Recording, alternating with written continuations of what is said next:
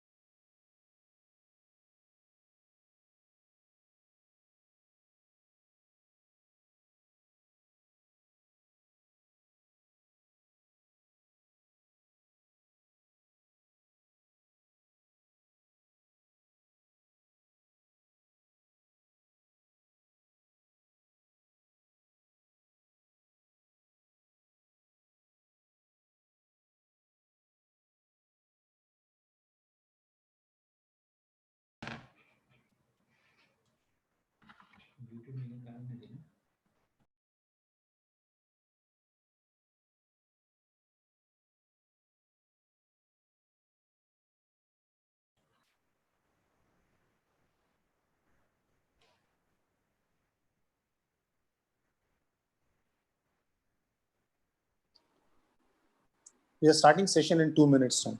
Okay.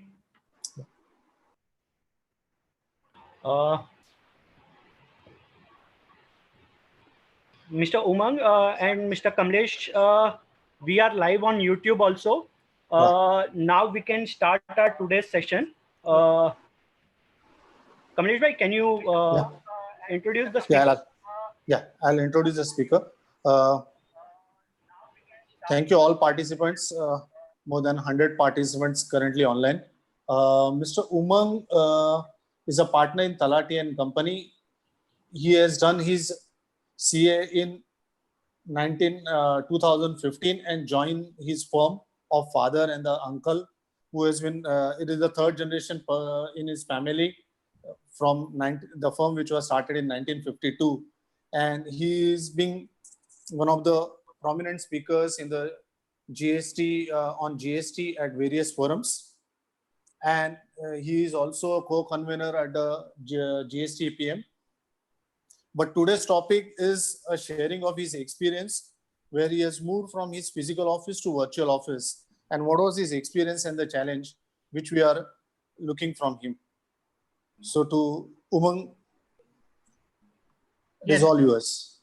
Yes, thank you, sir, Kamlesh sir.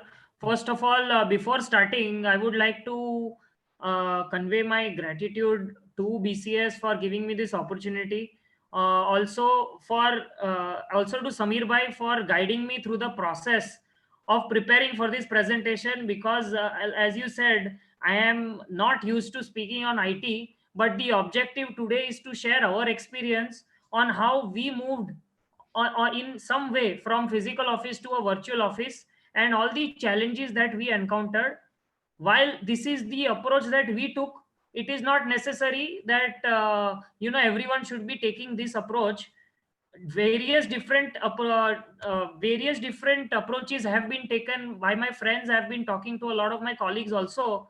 So this is just our experience that I would like to share. Just quickly going to the agenda, I would talk on the need for moving to a virtual office from a physical office, the status of our office before the lockdown, what devices or what our server could handle, and what was our application that we already had, the status of our hardware and software capabilities, and what we upgraded or how we moved, the options that we considered, the strategies and the things which are needed to be kept ready for moving to the cloud, how data backup works, and whether so we figured out a workaround, something like a hybrid cloud. I would touch on it when we get to it. The challenges and limitations if on using OneDrive, and a little on Microsoft Teams and Planner. In between, I would like to demo certain things, because by demoing things it is more understandable and the message goes across. So with this I'll just start. So what is the need for moving to virtual office? Now we all understand that we've been reading on this, the term new normal. This is the new normal. We have to live with this virus now, and we should be ready for a certain situation where we would be forced to work from home. The possibility of such a lockdown or outbreak happening is very high. So there is this Netflix special on viruses, and there is this dialogue which these scientists, these real life scientists who are doing research on these influenza viruses are saying, is that it's not the question of if this outbreak or if this virus would occur, it is the question of when. So the possibility of this lockdown happening is very high, and we need to be ready in some way or the other. There needs to be a change in the mindset of people that work can only be done traditionally from the office. We need to change our thinking, and we should be open to the fact that people can also work from home. And for us as chartered accountants, for us as professionals, it also provides flexibility to work at your own time. As long as the work is done, there should be no problem on the timing of the work. So for example, I am young, I prefer working later in the wee hours of the night, but some people like to work in the morning. So as long as the work is getting done, the billings and the revenue is flowing, then there should be no problem. So I'll just talk on what we had before lockdown. We had a physical server at the office location with data being stored physically. We have a policy that every Monday we would take a backup on the external drive. We have couple of these external hard drives, and we would rotate it. So basically at any given point of time, we would have the last 14 days data backup on our external hard drive. We had an Office 365 subscription with the desktop apps. We were not using the cloud at all. The Tally version was vested in our physical server itself. And for emails, we were using G Suite.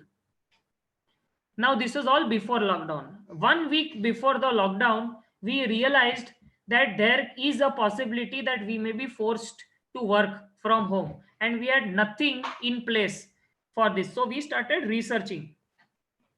The first thing that we did was we started taking these weekly backups. Instead of making them weekly, we started taking it every day, so that given the possibility that we have to stop working from tomorrow, we have the data in hand, and the normal working should not be affected.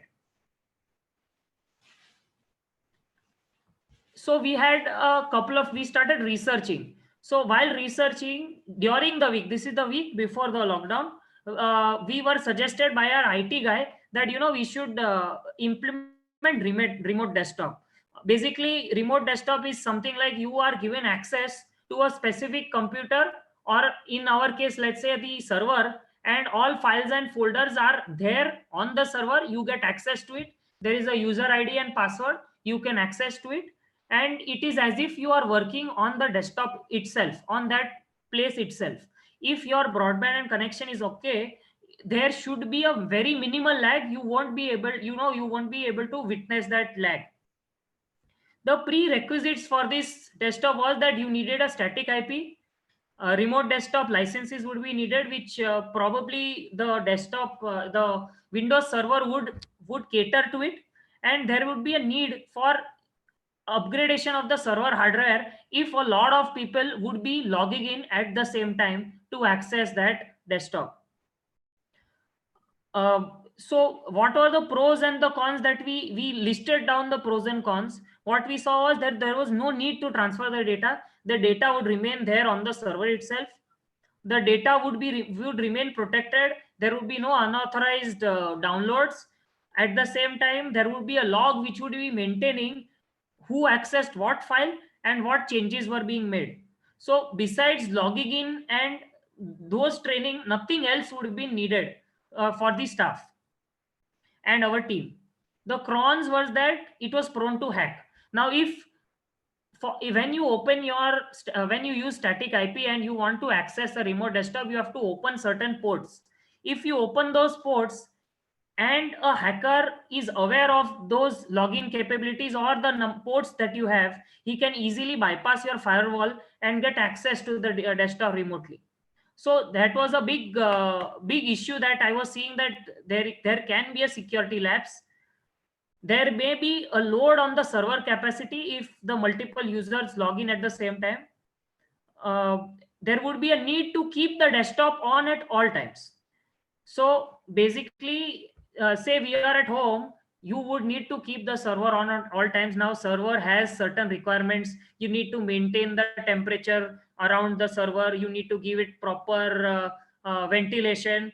If there was, say, an electrical failure, then the working would stop. I would have to send somebody to actually start the PC again. So those were the problems that we were foreseeing. But just to test it out, before the week before the lockdown, we actually got it implemented. We started remote desktop while we were still working on the static IP route.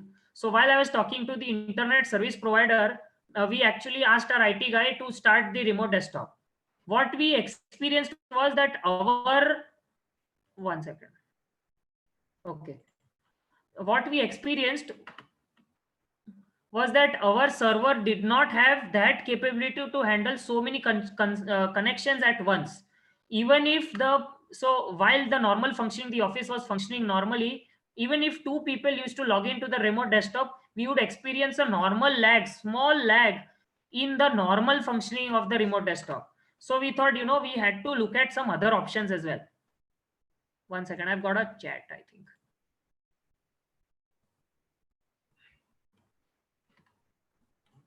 So I am asked that what would I need to do to log into a remote desktop. So there is a remote desktop application on your computer. If you log in and if you have the access, the IP and the password or the username and password, you can directly log in, and it shows as if you are on the desktop itself. It is as if you can see icons on the server as if you are logging into the desktop itself.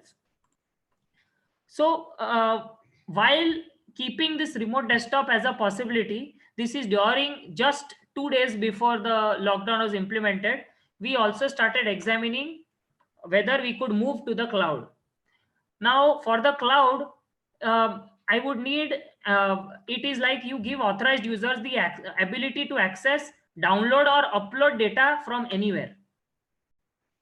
It is highly scalable and flexible. Today you want 100 gigs of data, you take 100 GB space. Tomorrow you want more, you take 120, you can get 120. The pros were that their data protection and security was already in place. These cloud server providers already have a very robust system in place. So that problem of security would not arise. However, again, talking of user access, if the user access is not done correctly, you may face a problem of leakage of data. There were no other subscription costs other than the subscription of that space, the subscription of that cloud server portal. There, the cloud server people also provide data backup facilities, but these data backup facilities is there at a cost. So there is an additional cost involved, and for every retrieval based on your agreement with those service provider, there can be a per MB download or per GB download cost, or there can be a per instance download cost. The cloud also enables collaborative environment that users can work on the same file at the same time. But then again, the cons, you may look at this as a con or you may look at it as a pro, that there is a per user cost. If, like I said, authorization is the key. If you don't do the authorization correctly, it may it may lead to misuse of data. The data backup from provider may be provided an extra cost. Now there are various cloud providers. There is Google Drive, there is OneDrive, Dropbox and Box. These are the large service providers in the market. At the same time, there are very small providers also.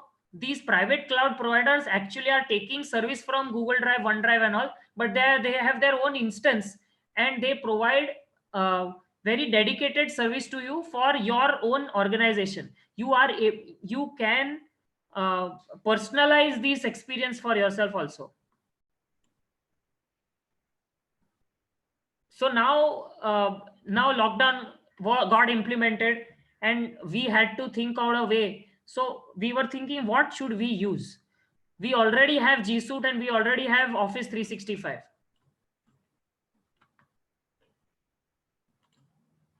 I will get to the screenshot and the live demo in just a bit. So G Suite versus 365, we had both these subscriptions. We used to use only emails in G Suite. For everything else, like our everyone knows bread butter, our bread butter is Word, Excel, and PowerPoint. So we are used to this Office 365. So we had to make a decision what to choose. Now, in terms of G Suite, we had the basic plan, so we were allowed only 15 GB. But if you buy a subscription plan, it would be 30 GB and unlimited storage in Google Drive. If you have more than 5 users, it would be restricted to 1 TB if it is less than 5 users. For 365, everyone is given 1 TB space, and in email mailbox is given 50 GB space. The question was whether Google Docs, Sheets, Slides would do the work for us in the collaborative environment, even if we had Word, Excel, PowerPoint.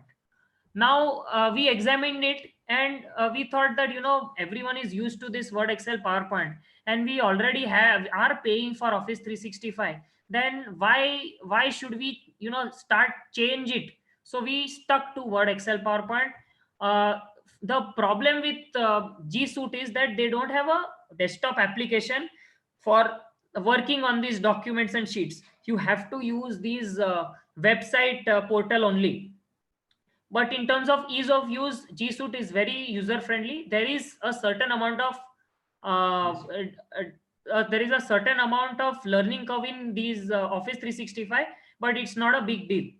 Both of these offer multi-user editing, but Office 365, and I have tried this and I will show it to you, we are able to use the same file together at the same time and can view the same file together. Both have very good security features. So we had to take a decision. Now we thought that it is a no-brainer that we should go for OneDrive, because it is already part of the Office 365 suite, is already integrated with most of its product. It has a lot of features, and I don't think we would require a lot of personalization. And then there is a data retention policy and versioning. So when I do the the demo right now, I will talk on the data retention policy and versioning, which really convinced me that I should go for OneDrive. That remote desktop works to an extent, but requires continuous monitoring and attention. And there is a cost associated with the upgradation of hardware, which the time that we didn't have. So I'll just show you how the cloud works.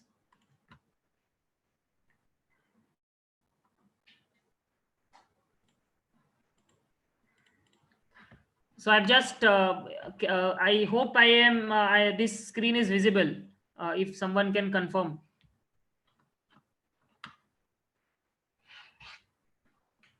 Hello. Yeah, your screen is visible. Yeah. So for both Google Drive and OneDrive, both have the capability that once you download the application on your desktop folder, it is as if you are working in the file explorer itself. So here you can see I have when you install it, automatically once you log in with your OneDrive for Business login, it divides your OneDrive into two: OneDrive for personal and OneDrive for your organization. It is as if you are working in the file explorer itself, and it is very easy to use.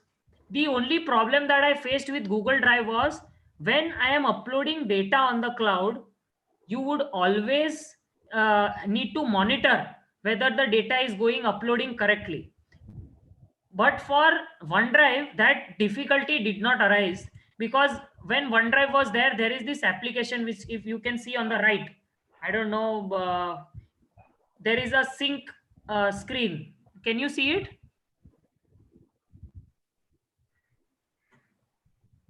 Hello. No.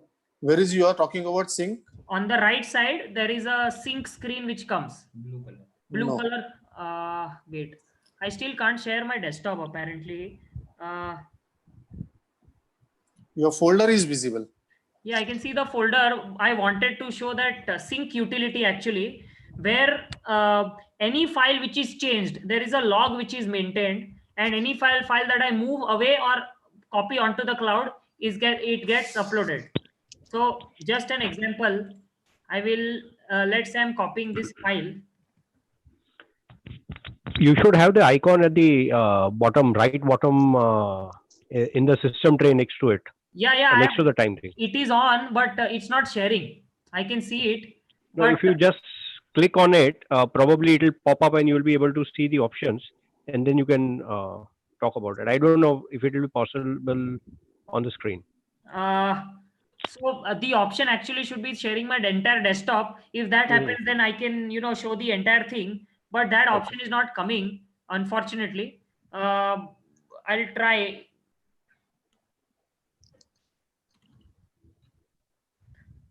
So anyway, if I want to move data to the cloud, I just copy it and paste the data here. So if you can see, I've just pasted a Word document. Now this document gets automatically uploaded to the cloud, and I would have been able to show that utility, which shows that this item is now already uploaded. I will share the online portal where you can see it.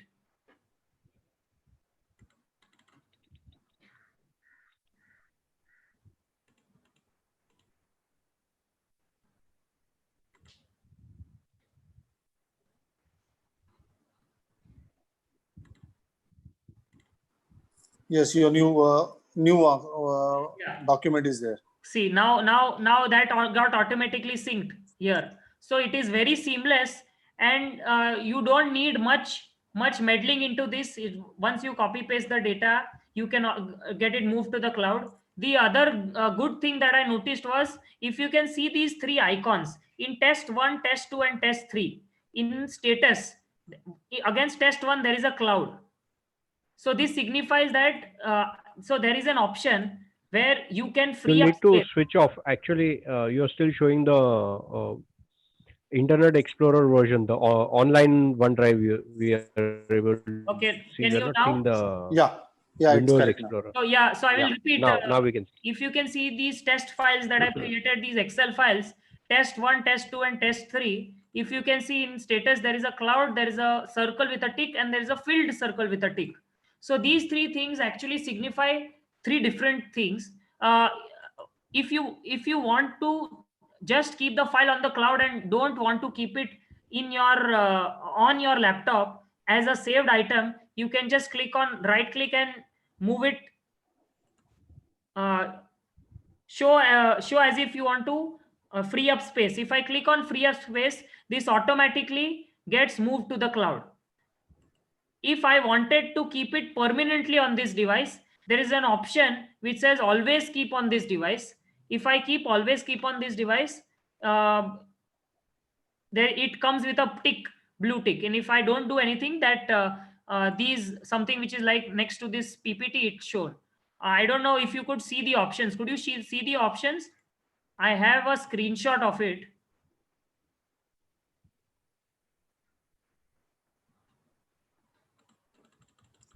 Hello. Just put on the screenshot. We can. Yeah. I am showing the screenshot only. Yeah. I think this should be okay. Yes.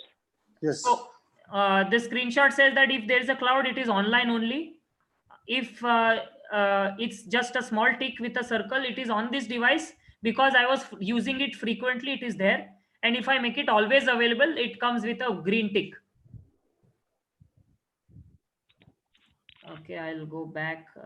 So just to add to what Umang is saying, generally what happens is that when you look at a virtual office, and when you're looking at a situation where you want to be mobile or on the move, you might have two or three points that you may consider.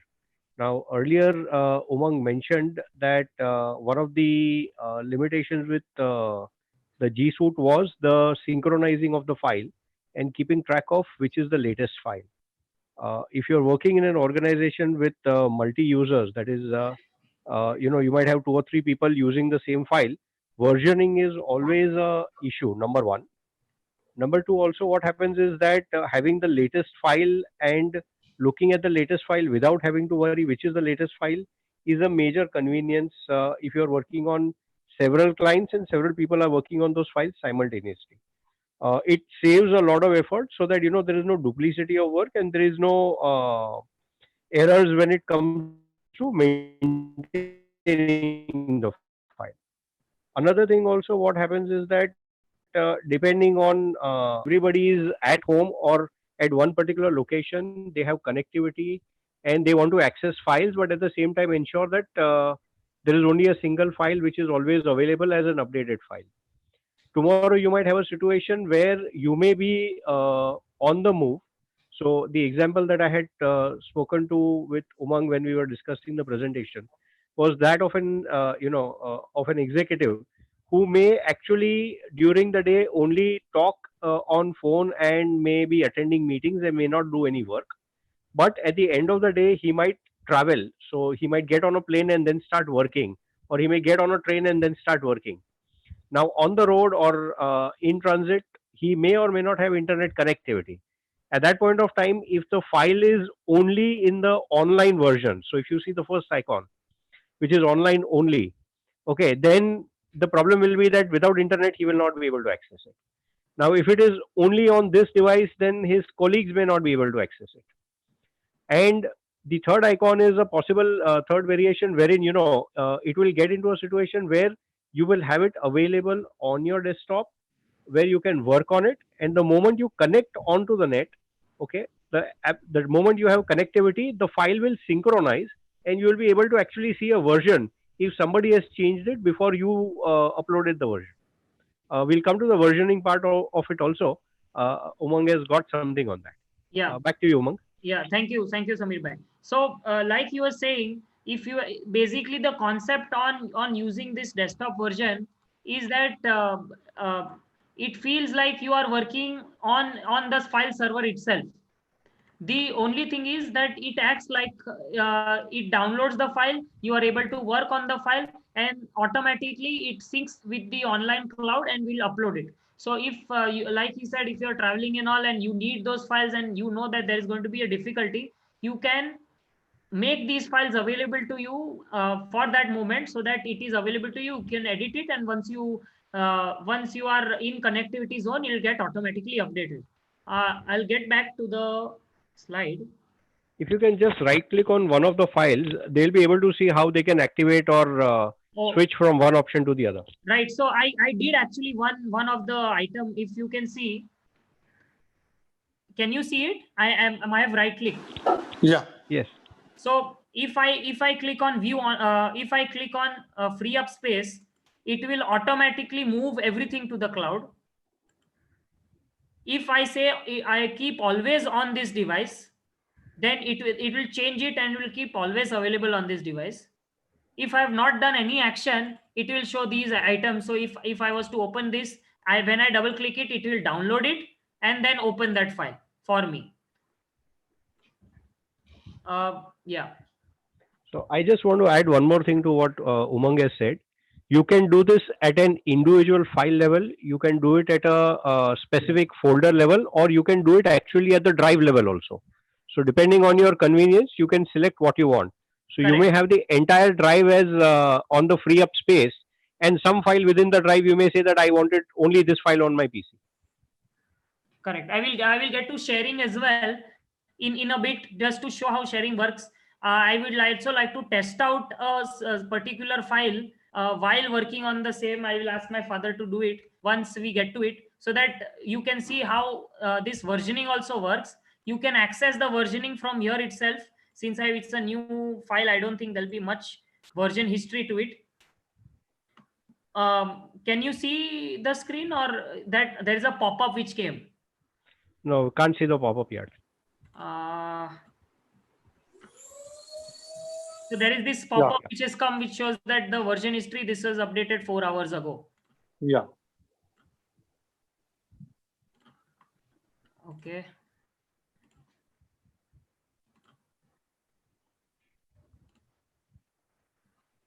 So now, if you look at, this is the online version of the cloud. I hope that is visible. No. Screen sharing has gone. Okay, 1 second.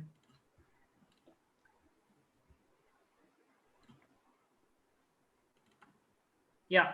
So this is the online version of the cloud. This acts similar to the file explorer, but there are other additional options as well.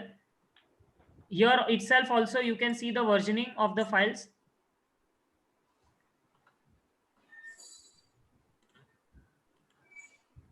Yeah, last option. Yeah. So you can see there is a version. I had created the file at 4 hours ago. Then my father accessed it. He changed something in it 3 hours ago. Then I re-accessed it. I did some changes again after that. So it is maintaining data corruption which has happened on the file, or there is some mismanagement of, or there is some problem with the file.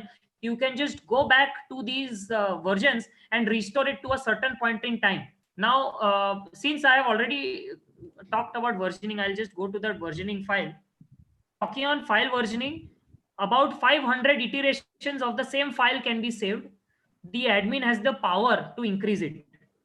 So just in case, see there is I think 500 is more than enough, but you can create a file where you can have unlimited versions of the file. Obviously this will be using that space on your cloud for maintaining those versions. The second was about data retention. If by mistake, let's say a file was deleted, it goes to the first stage recycle bin. So this first stage recycle bin is your own user's recycle bin, and it stays there for 93 days. So for 93 days, I can actually recover that file as a user. After these 93 days is over, it goes to the second stage recycle bin, which is the administrator's recycle bin. So in my office I am the administrator, so I will be able to show you that this goes to the second stage recycle bin, and it stays there for another 93 days. So basically that file control you have for 6 months, and after 93 days it is available with Microsoft for some period of time. So there is, depending on the plan that you take, it can be from about 14 days to about 60 days, I believe. They back up the data every 12 hours. But the only problem with this backup is that if you want that backup, they will send you the entire data for that day. They won't curl out the data for you and send out a specific file that you want. So you will have to download the entire data which is sent to you, and then you will have to take out the data from there.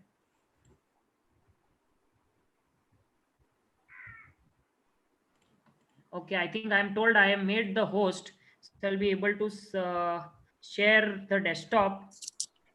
Sir, that option is still not there. That's fine. I think we are managing. Okay. It will be okay. Okay. Um, I'll go back to the. I'll show you. I had deleted one file.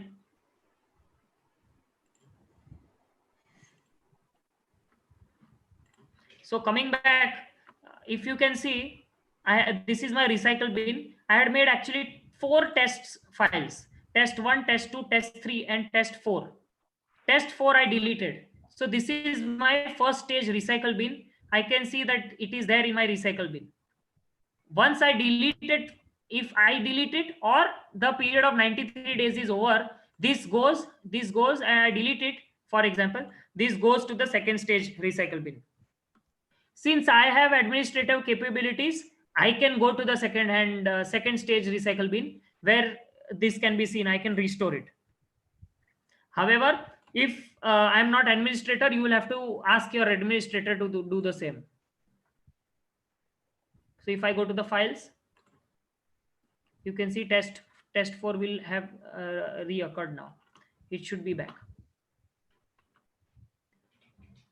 Now online, when you are accessing the cloud, you have a few options. You can either click on the file and download it. You can directly double click or open it in the browser or open it in the desktop application. So I'll just I'll just open it in my desktop application. Can you also log in? Yeah, test one. So I am trying to show how two people can access the data at the same time. The reason I'm showing this is simple. See, what happens is, let's say some person is on audit. When I send my team to for audit, what happens is, say 4 people are going, 2 people are doing sales, 2 people are doing purchases. They will copy that sales register or purchase register for themselves, and there'll be a vouching file with their name in it. So what would happen is, I would have to eventually either ask them to consolidate the file to look at all the remarks that they have done, or I'll have to look out each of these files separately. So instead, what you can do is, when people are on audit, you can have this sharing which is done. Can you write something? I've written one, Rajat. Oh, you've written Rajat. Okay. See, I can also follow his cursor. So if there is any dispute, it will point it out to me. So if I delete it, for example, it gets deleted in his portal as well. And can you ask write Umang there, please? So we are right. This is happening on the cloud together on the spot. Live. So, in fact, if participants can view on the top right side, just about the insert delete format icons, and next to the share icon, you can see a small indication out over there which says that Rajat Talati is also editing. Correct. So, if somebody is simultaneously working on the sheet, apart from the visual clue that you can see in that purple box with RT written over there is also something else which is available which tells you very clearly he is editing and what he is editing. Correct. So the issue with these applications, online application, is not everything will work. So almost all major even including pivots, everything does work, but certain shortcuts may not work, and certain macros things will not work. For that, you will need to download it. You can directly open it in desktop, it will download it and open it on the desktop screen. But majorly all formulas and everything can be worked on in this web application. The reason why I state this is, there is a 4 times difference in price between the web application and the desktop application. So if you take the desktop application, you get automatically access to the web application, but if you take the web application, you don't get access to the desktop application. Coming back to my slide, I will show you in G Suite as well as Just want to add yeah. 1 minute, and Mr. Gatani will give you a chance to speak. Just 1 minute. Uh, People may wonder that why do I need a web application and why do I need a desktop application? And does it make a difference? Like Umang said, that depending on the plan that you opt for, the pricing can vary quite a bit. Number one. Uh, but what is the benefit or disadvantage of having a web app and not having a web app? There are times that you might be working at a client location, like Umang mentioned that his team is sitting at a audit client and they are doing their audit. And when they are sitting out over there, A, they may want to access the files which are there on the Office server. B, they may want to use the kind of convenience that Office 365 offers. So there are several tools, formulas, and other options which are available in 365, which may or may not be available in other versions, including 2016, 2019 versions of MS Office. Now, if they want to use the same thing which they are used to in the office, they don't need anything else. The client may or may not be using MS Office. All they need is internet access. They can take that internet access, go to the office.com website, use their login, sign in out over there, and all the apps will be available as though they were sitting in their own office and they could use it. So they, literally speaking, when you say that you are virtually mobile, this particular facility literally does away with the need for you to actually carry a laptop also. Otherwise, you imagine anyone, including myself, I would say, I carry a heavy backpack. And in that backpack, I'll have everything, including my laptop. I'll have a portable hard drive. I'll be carrying 5, 6 chargers. I'll be having a backup battery pack, so on and so forth. Now, imagine that if I have this convenience and all I need is internet access to a site, I don't need to carry half the stuff that I'm carrying. So that is one major advantage. Yeah. So Umang is showing when you log into office.com what are the options which are available. and you can see just like as on your desktop, all the apps which are licensed to you in your subscription will be clearly visible to you. Correct. So I can see the OneDrive, the Word, Excel, PowerPoint.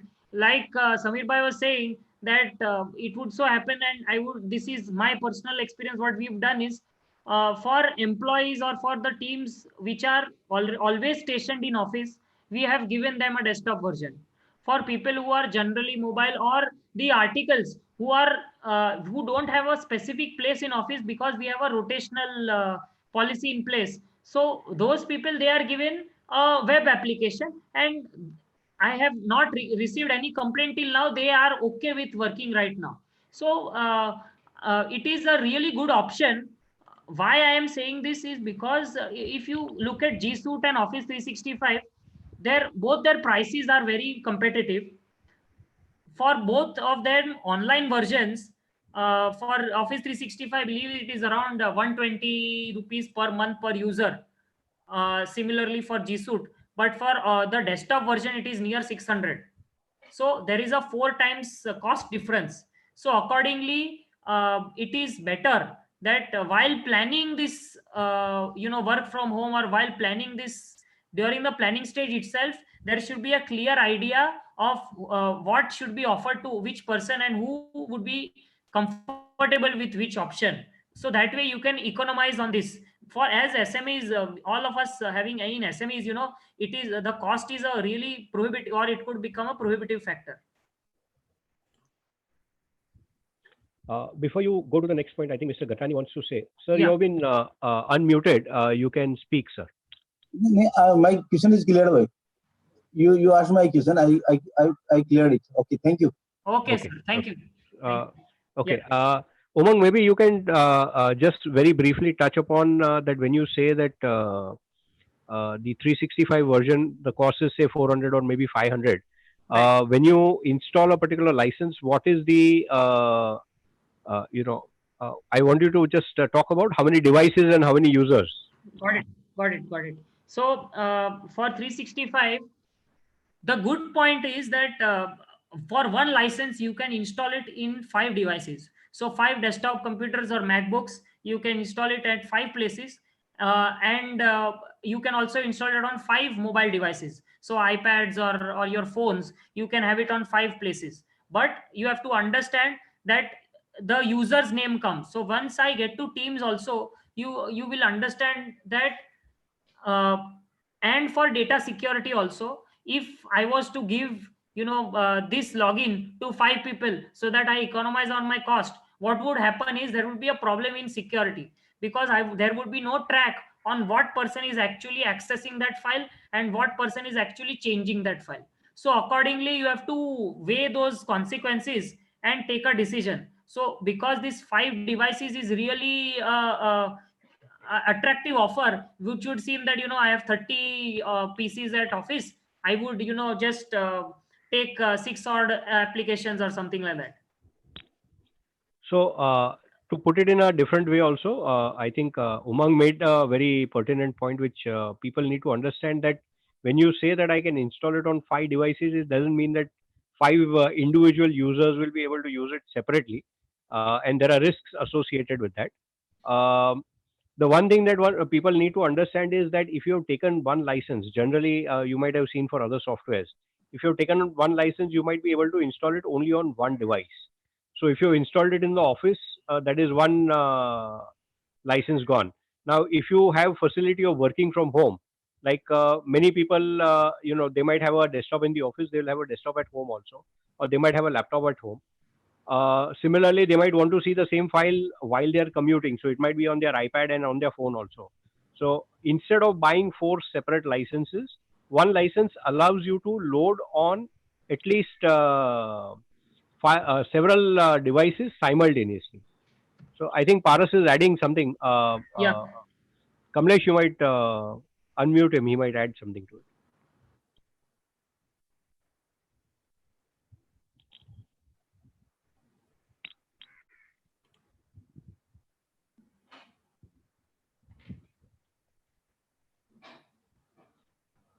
Kamlesh? Hello. Yeah. This license is for the whole. Sorry, you're not audible, Paras. Hello, am I audible now? Yeah. This again the license which has been given, which we can use on the 5 um, Device. PCs or 5 things. But this is not for commercial use. It is for the personal use. No, so for business applications also, so Office 365 Business, Office 365 Business Premium, if you take in that, they have written per user, you can download it on 5 applications. So it is 5 also devices. available. It is also available for home and student on those versions also. They have also started giving it out. So, So home and student version, then you can't use for office purpose. No, of course. I'm saying this. So when we are talking, it is regarding the business suite only, huh? The Okay. paid business one, yeah. so I yeah, just want to add, if you ever go to the Microsoft site and when you go to the office.com and then you look at the various plans, there are several options which are available. There is a school version, there is a home version, there is a home basic version, then there is a small business version, then there is a medium business version, and then you have enterprise version E1, E2, E3. So you can look at the various options which are available, and thereafter you can decide. The My experience has been that really speaking, it is a very economical thing.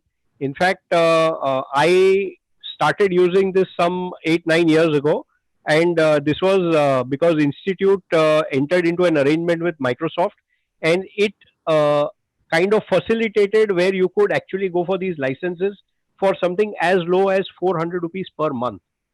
400 rupees per month, I'm sure it's equivalent to something that 10 or 12 rupees per day, and you would spend more than one way commute. I mean, commuting one way to work or home will cost you more than that amount.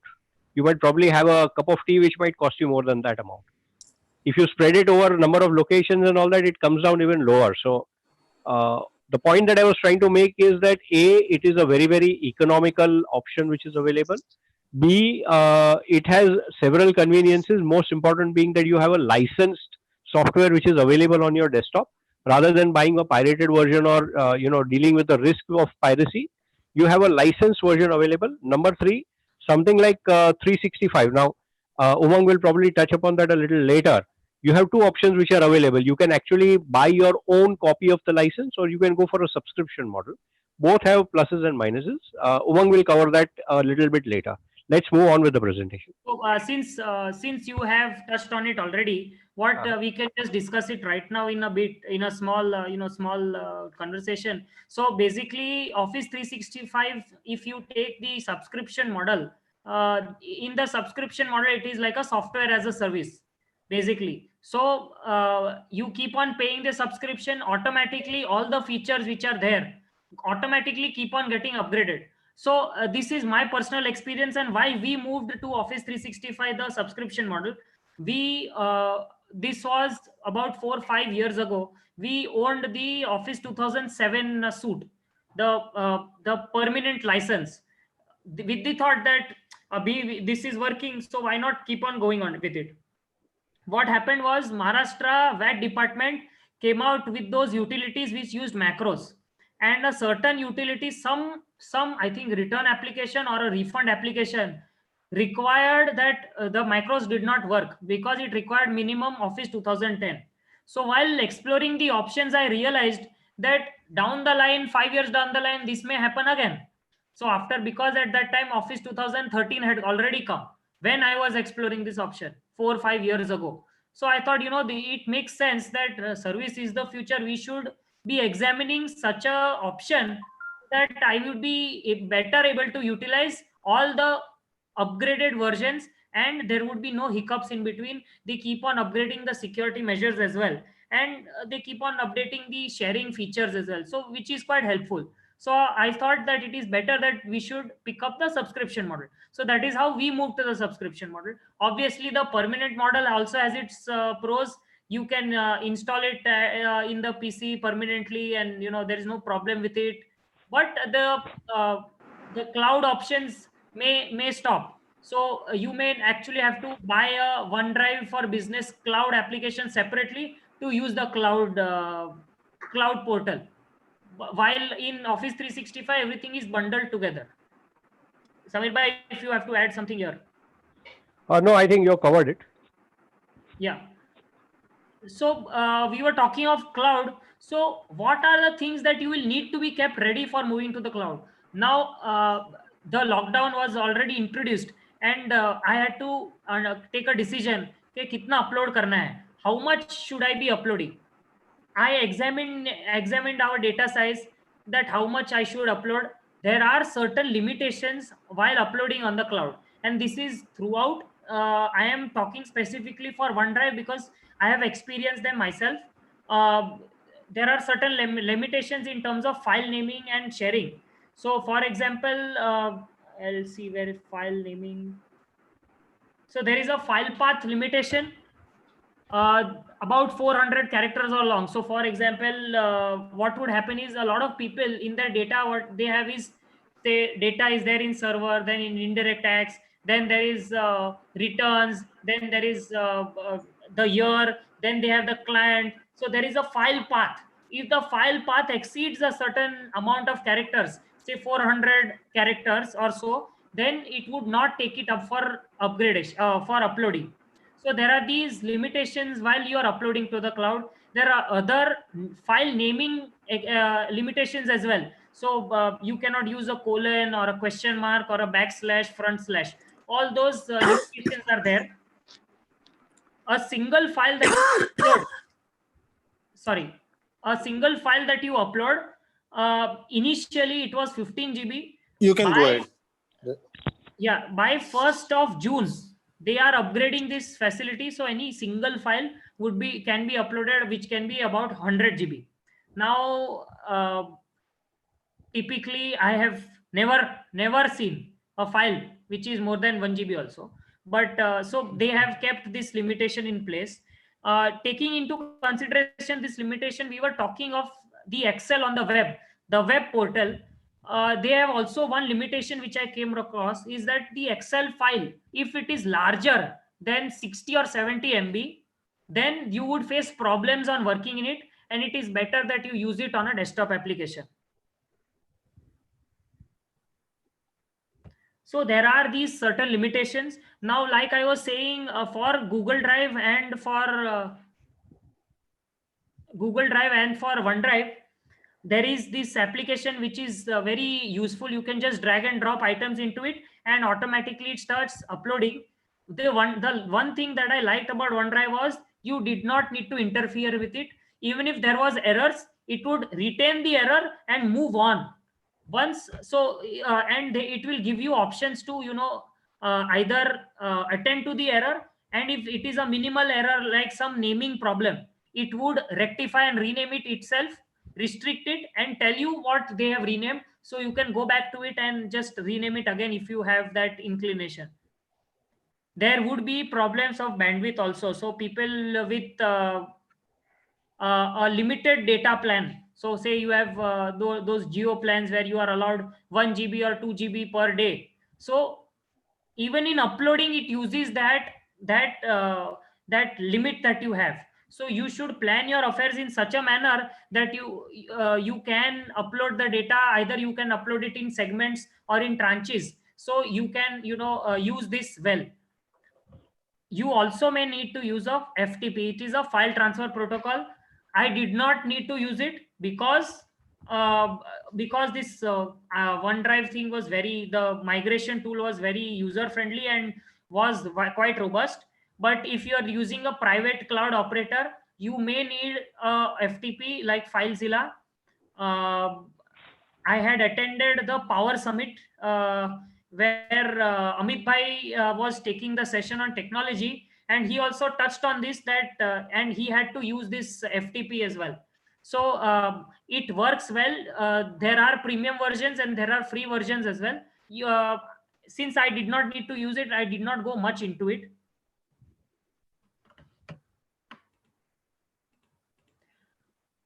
Strategy that we used for moving to the cloud, we realized that there is one question from Mr. Vipul Mehta. Yeah. Yes, sir. Vipul, you can ask the question. Hello.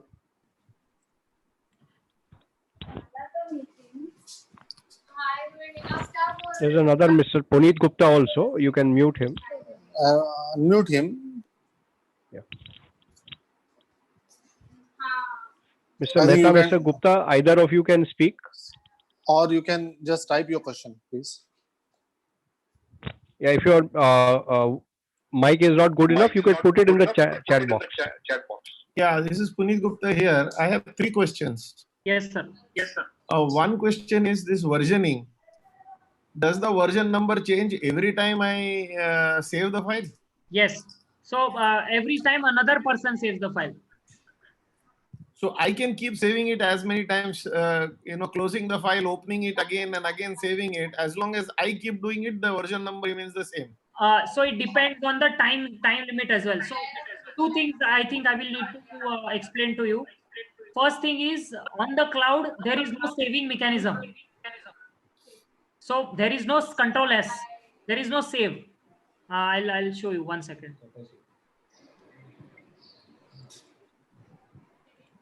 So there is no save. There is no save option here. You don't even need to control S. I think my voice is echoed. Yeah, there's some echo. Kamlesh, just check. Yeah. So there is no need to save. There is an auto save mechanism which is there in the backend. So you won't need to keep on saving it and all. Obviously, if you are on the desktop and you are using the desktop app, as and when say you saved it and it automatically gets updated, there will be a version on it. Now there will be also a question of the time you used.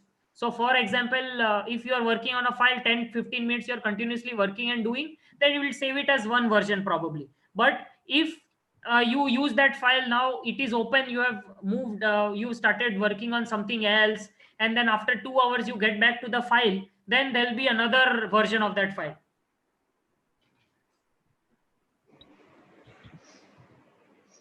I hope I was able to address this issue. Mr. Vipul Mehta, if you're able to speak, you can ask your question. Abhijit, Kamlesh, you can Abhijit also. Yeah. Unmute. Abhijit, you can say. Kamlesh, even Shalin Shah has a good suggestion. If you can unmute him, he'll probably talk. Yeah.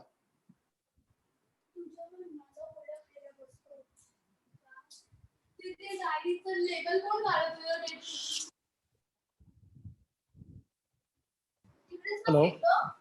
Hello. Mr. Puneet, 2 questions are also pending. Yeah. Abhijit, you can. Shalin Bhai can say now. I think Shalin Bhai is speaking. Yeah. So what lately we've been doing is so what happens especially during audit, that we ask for tally data or some large files from our clients. Now, whenever a client sends us, so there are obviously certain file size restrictions in emails. So say about 25 MB wouldn't be allowed, or if you have your own proprietary server, there could be other file restrictions or size restrictions. Now there is an interesting feature, especially which we use in Dropbox and in OneDrive both. It is called the file request feature. So what you do is you go to Dropbox or OneDrive, create a file request. This creates a link which you email it to your client. The client does not need to have a Dropbox account or a OneDrive or a Microsoft account. He can just click that link and upload whatever file he wants on that particular space. As soon as the upload is completed, because you would be synced, and it gets downloaded on your computer, it will be available. In the paid version, you can also schedule the time for which that link will be live. So the biggest advantage which I feel with this feature is, normally we ask for pen drive or on a CD or something. That is not possible in the current times. Even otherwise, when large size files are sent to emails, especially when the client marks copies to different people in your organization, it clogs mailboxes. So if you have an email retention policy, it becomes very difficult to delete or retain such large emails. So I think this feature might be useful to a lot of people who actually call for large size data from class. So thank yeah. I think there is an echo again. I think other participants who are not talking, they can unmute them who has to ask the questions. Just to add to what Shalim Bhai was saying about requisition of data, the like he said, people who want large amounts of data, you can ask for that data. I think. Can you mute others, please? Yeah, I'll just. Yeah, this is Puneet Gupta again. Yeah. My second question was that if I have a file on my cloud and on my local, laptop or whatever device, and I rename the file, what happens? Does the cloud name also change automatically, or now I have two different versions and two different copies? It automatically changes. So can the restriction be made on renaming of files? So there you can keep a policy on what people can access, what people can use only read-only mode. So if you have a read-only mode, you may be able to restrict them naming the file. I have not personally tried it. If someone has a view on it, please you can. So let me just add because to it. Read, no, I'm not talking about read write. I'm talking about just rename of the file. Because we see many times what happens is people will just rename a file, and which causes a problem because people have not followed the file naming policy. So just to add to what you're saying, there are two or three things that you need to consider. Number one, when Umang said that you need to create a policy, first of all, this has to be taken at the firm or the enterprise level. From the enterprise level, you create the users. Now, when you create the users within SharePoint and within OneDrive, for each user, there is a default policy which is applicable, which they can do ABC things, which includes add, delete, overwrite, and rename. Now, in that policy, you can tweak that users group 1 can do this, users group 2 can do something little less than that. Okay, and at that point of time, you can restrict even renaming the file. Okay. Okay, so those options are available in OneDrive policies. If you go over there, you will be able to do it. Correct. Not only that. Normally, I was not sure whether the rename is there, because add, delete, modify rights are always available on Windows, but rename is not really a very common feature. On the contrary, sir, it is a very, very common thing. I can tell you, I have been experimenting. I have not yet succeeded because there are too many distractions and I have not been able to do it peacefully. But there are certain features which are available in OneDrive and in SharePoint, which will actually alert you if somebody does some alteration the way you want it. So let's say I might have put up my files in my drive, okay, and I know that this particular drive is being shared with, say, maybe 10 people. And if I wanted to find out, I can tell you there are at least three ways that you can find out who's doing what. Probably Umang will deal with it during his presentation. There is something called analytics which is available, which will tell you how things are moving. One, okay. There is also within the OneDrive, you have a possibility of creating a Power Automate rule, whereby if somebody adds a file, deletes a file, renames a file, or copies a file. Okay, these are very few examples that I'm giving you. Okay, the moment he does that, an email will be shot to you. Such and such user has touched such and such file, and he has done this with you. It will be a very brief two-line message, but you will definitely get that email. It is a bit of a programming that you have to do, and the interface is a little bit clunky, but you can most certainly track literally down to 1 minute within the alteration. So Mr. Nilay Popat has just messaged me. He said that there is a policy option for restricting such things like renaming. And like Samir Bhai said, that he is also saying that you can create a flow or automate, which is called in Microsoft, where you can get alerts.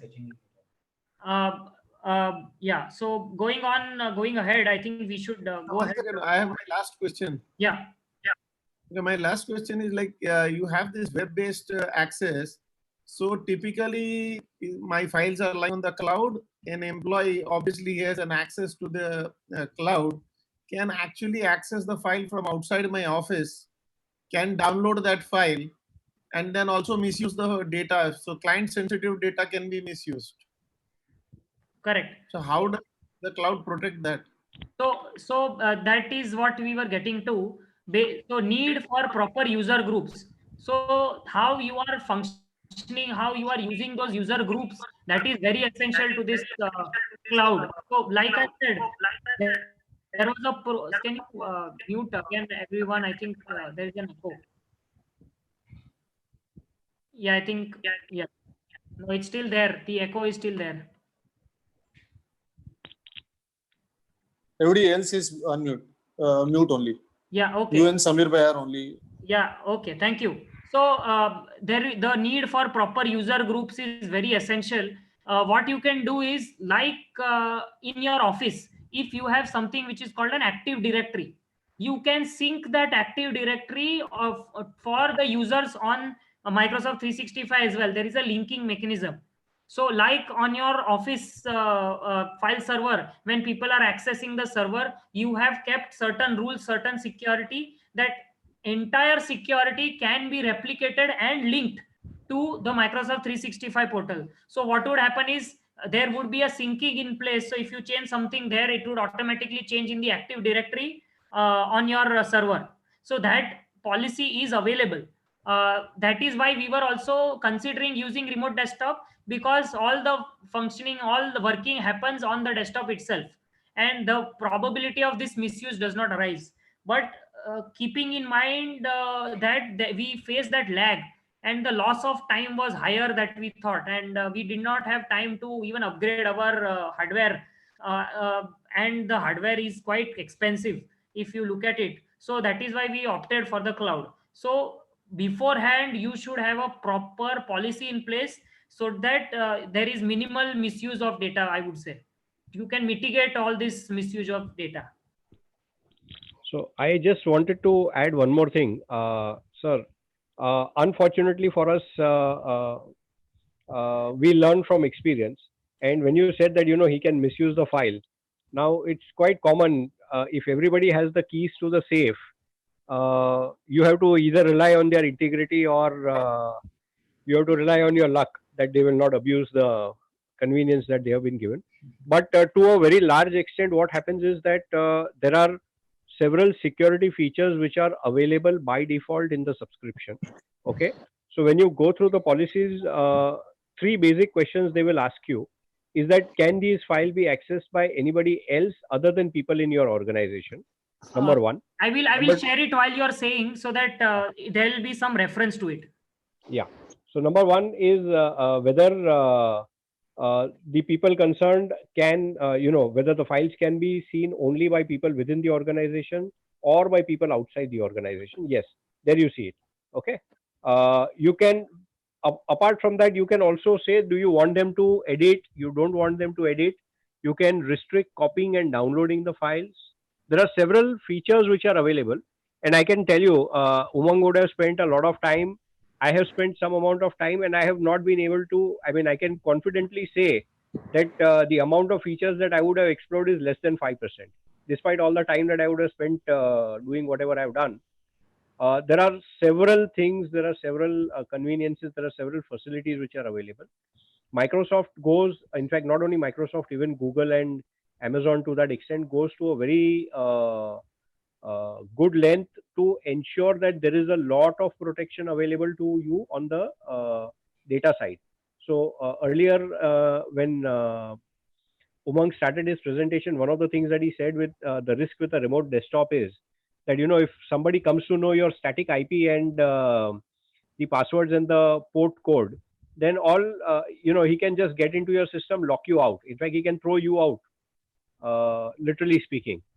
Now, Microsoft, in fact, all these other cloud service providers have very rigid policies, and they have very stringent policies to track whether the users are authorized users, whether it is being hacked, whether it is, there is some amount of mischief which is happening.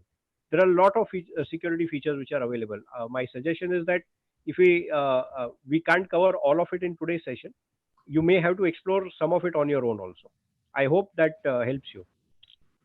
Yeah, and the other good thing, some small security feature I would say is when you share it, when you share a specific link to specific people, for example, once they actually access that file, you get an email saying that they have successfully clicked on the link and accessed the file. So you get an intimation saying that they have also, accessed the file. So these are very small features that they also have thought about. Mr. Abhijit, you can ask your question. Yeah, my question is basically whether the source of the file or the path of the file where it has been stored, let's say ABC file is there in my documents, and if I change that path and bring that file on the desktop, whether the syncing would stop or it will still continue. So it depends. Have you also uploaded the desktop on the drive? Then it would move it. If you have not, then it would remove it from the drive. Okay, fine. Thanks. Yeah. So there is a question which is always been raised. So there are two things which were quite bugging me. One was the backup issue. Now we are used to retain, control of the data that we have by using these physical backups. So that problem was quite nagging to me. So while researching, I came across a workaround. So it was like a hybrid, what do you call a hybrid cloud, I would say. I use something known as a symbolic link. So a symbolic link is basically a term for any file that contains a reference to another file path. Basically, it's like a shortcut. So let's say, for example, I have a certain file on my desktop, or I have certain file on my file server. What we did was that I created this symbolic link or this shortcut on my OneDrive. So whenever there would be any changes to the file, either on the cloud or on the file server, this would automatically get synced, and I didn't have to move all the files from my server to the cloud. So like I showed you earlier, I'll show. Like I showed you earlier, I copy pasted a file and added this file here. The new Microsoft Word document, I just copy pasted it and added it here. Now what happened was that actually our server, we are used to that functioning. And I was thinking that going ahead, once this lockdown and everything is lifted, I don't know that instantly whether I would be able to, upgrade my broadband capabilities.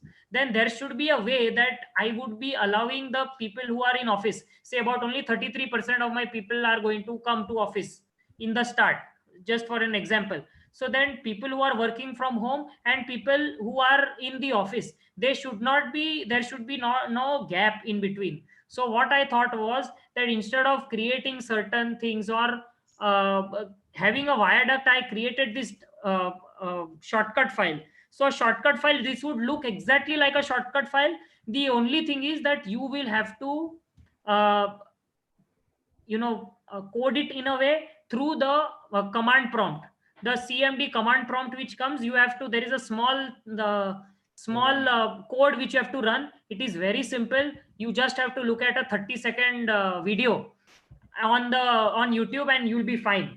So that's not an issue. But by doing this, what I tried to do is two things. One, people in the office could access the file server as if they were on the server itself. People who are at home can access the drive directly, and at the same time there will be a syncing in place. Secondly, I had control on the backup. So my weekly backups could continue once that once we are back in office. My weekly backups could continue and I could retain control of this backup. So this is just a workaround that we did because I did not want to move entirely to the cloud. I only wanted, so the strategy was that I would move only the data which is just essential for working currently. So for example, to give you a sense, for returns, I would only upload the last year and this year's return folder, so that people who want to reference it, the previous year, can reference it. I would only upload the last year's audit and this year's audit files. so that only which is currently essential is uploaded. Any other things which would be needed can so we've done a policy, can be asked for, and it will be available to them within the next few hours. So that is how we've tried to manage this cloud. By doing this, after only a week, so once the lockdown was done, and we decided that we would use OneDrive, after only a week we were up and running. I only uploaded about 200 GB of data only. So in that sense also it helped me. I just first gave them what was entirely essential, then uploaded the previous year's data. Then I also faced a very unique problem. Or in a way, it's not a problem, but I thought that I should do it while I was doing this. Now, G Suite, I was only using the email facilities. I was not using anything else. So when I was using only emails, and I had this problem, we had not upgraded the space there.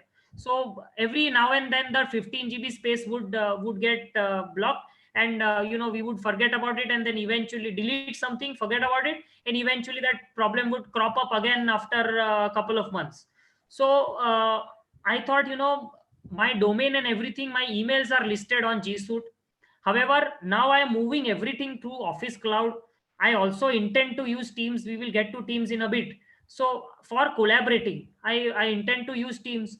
So I thought, why not move my entire domain along with my emails to Microsoft 365? Now this is entirely optional, but I thought that it is easier for me to have everything under one roof for monitoring, to keep a certain policy. See, in terms of access and security protocols, it became simpler. It would have become simpler for me if everything would be under one roof.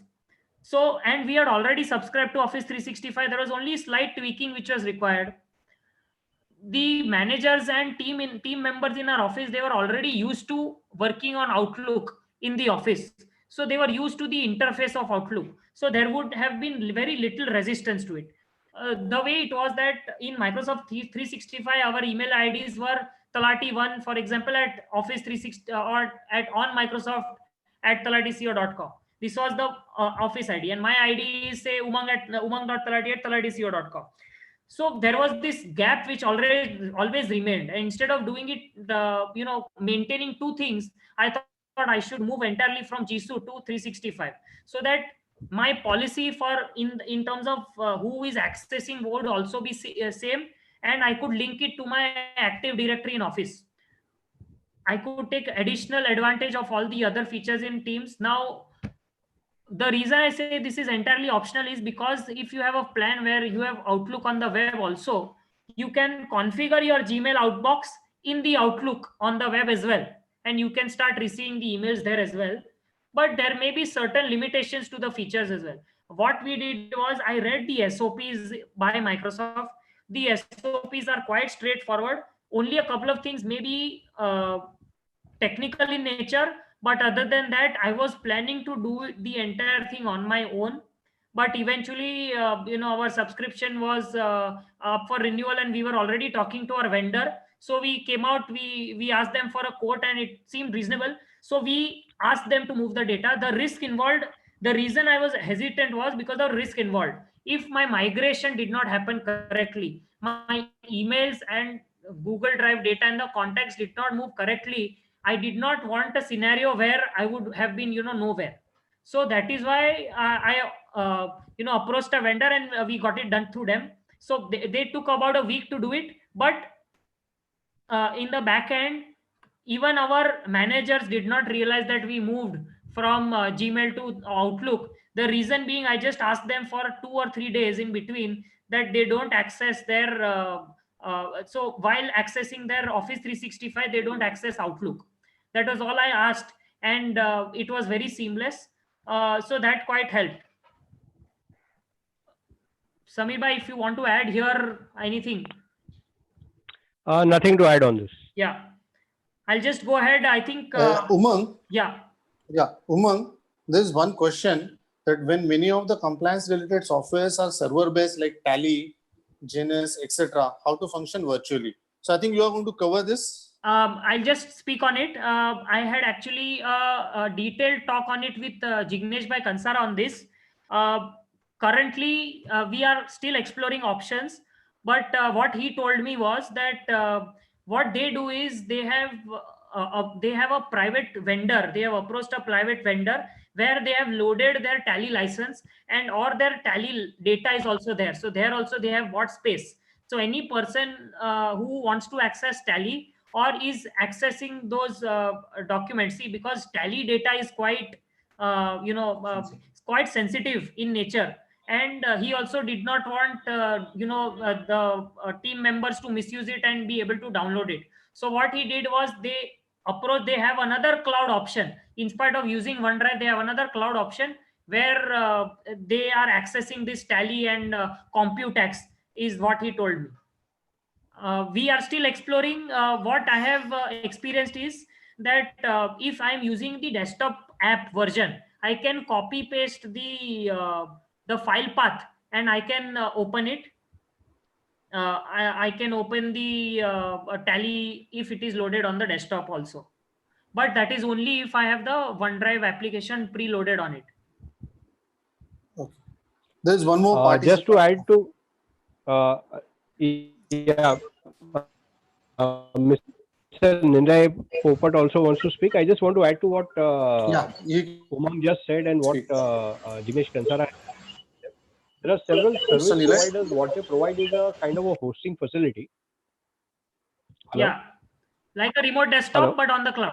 Yeah. So I'm saying, Hello. yeah. So it is as good as you logging in onto their server and everything is hosted on their server, and you are able to work seamlessly with whatever other third-party softwares and utilities that you may be using. So I really haven't explored on the service, but they are pretty economical that way. And just to add to this, the Tally are going to come out with their virtual versions which are there. So they are also moving towards a virtual thing. I was discussing this with Samirba also. I told him that they have to come up with something, or else they will be written off somewhere down the line. They will be written off. So it is the need of the hour, and they have to come up with something, because there are other options in the market, and if they don't innovate, they will be written off. So they are already in the pipeline. Okay, thank I've been told. Good to know, sir. There is Mr. Nilay, you can ask. Umang, 1 minute. Mr. Popat is sharing something. Yes, Mr. Popat, please. Hello. Good afternoon. Actually, you need to use VPN and take a virtual private server, a low-cost virtual private server. You host your Tally on that server. You book, you configure VPN accordingly across all your PCs. You keep your data in OneDrive only. You need not move your data to some another virtual servers. By this way, you can always use Tally across of your old devices. We are using it for last 3 years across our 3 offices and across 30 or so devices. Okay. Thank you, sir. Thank you so much for sharing. And sir, if you permit me, I have one question. Yes. Which is better to use for regular office purpose, SharePoint or OneDrive? Sir, my personal experience is, what I have found is SharePoint is quite technical in nature, and Yes, there is a learning curve to it. And instead of training people on this, they are used to this file explorer concept, and that is replicated on the portal also when you go on the web. So I have tried to use OneDrive as much as possible and avoid going to SharePoint. I understand that OneDrive's backend is SharePoint only. Yes, And similarly for Microsoft Teams, when we get to it, the backend is SharePoint and everything is stored in SharePoint itself. But as a concept, I am trying to keep the front end as OneDrive or Teams. Yes, sir. Thank you very much. There is a question by Aditya Surte. He's asking that there is an option to upload any other folder to the cloud. So Google Drive has this capability and it is very reliable. Google File Stream is much faster, but it only seeks the data in the Drive folder. So like I was talking on the data backup process, Aditya, what I did was I was creating these symbolic links. So any data from anywhere I want, I started using these symbolic links. So technically that data is wherever it is stationed. So for example, in server, what generally people have is there is an S drive or there is a D drive on which their server data is there. But this one drive may be installed on the C drive, like a normal when you do next. So I have just created these symbolic links there. So the data still remains in D drive, the data still remains in the S drive, and I am only pointing it towards that specific folder. So what happens is, now this virtual office folder, if this is not a symbolic link, but if I had created a symbolic link in the backend on my D drive, I where is this? Wait 1 second. Yeah, in the backend in my D drive, I would be actually be able to see all these files, and here there would be a shortcut icon in a sense, where you can, but still you are still able to open it. So the concept is remains of the shortcut, but there is a certain element of command prompt that you have to use, some coding which is required. Understood. Thank you, Umang. Yeah. What I was saying was that I understood what you said, Hmm. and that is useful. However, because I use Google currently, and I have been trying to weigh these two pros and cons for both these softwares. In Google, there is a system of where there are two apps to sync. One is this Google Drive. Second is this file stream. Google Drive also allows you to link any other folder in your computer and upload it to the cloud automatically. However, it is not very reliable. Correct. Whereas file stream will only, it is very reliable. It takes everything online and everything is accessed online only. But it will only sync what you put in that particular folder. So is this what you are seeing, the symbolic link feature? Is it reliable? Does it do sync everything? So I have been using this symbolic link feature for about more than a month. I think a month and a half. We started on 4th of April, if I'm not wrong. So we've been using this for, and it is seamless. So what I did was we made one laptop as the server, because we didn't have the server with us at home. So we instead made one laptop as the server and attached our hard drive to it. I did not even move the data from the external hard drive to my laptop hard drive, and just directed the link to those hard drives, and it works seamlessly. Currently also we were able to manage and get the server home.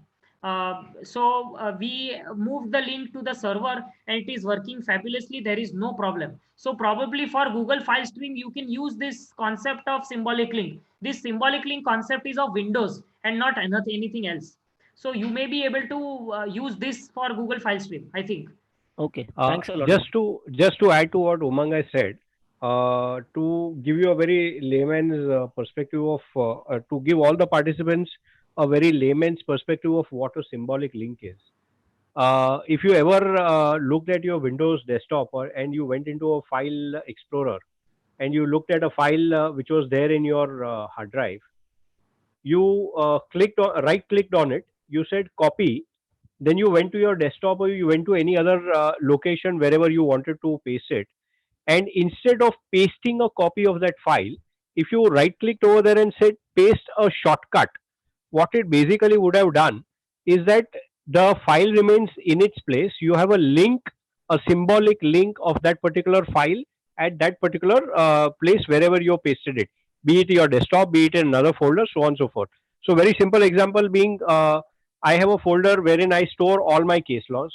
Some of the case laws are of the type that they may be on a variety of points. So it may impact whether it is related to a return, whether it is related to a claim, it may be related to limitation period, so on and so forth. Now, rather than having the same case law pasted in 3 separate locations and making notes in all 3 separate locations or tracking whichever is the relevant one, what I do is that I paste it at one place and I paste a shortcut of that file in 3 different locations. So whenever I want, I can always go back to it.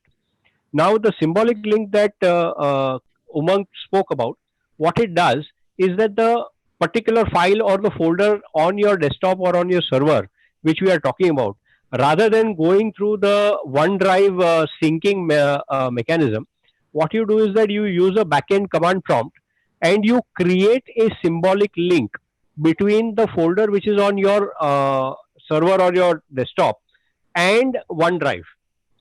So effectively, what happens is that as long as your that particular hosting server or laptop is always on, whenever your colleague clicks on the link, he is actually speaking, not looking at the file on the OneDrive, but he's looking at the file on your server or the laptop, whichever the host machine is.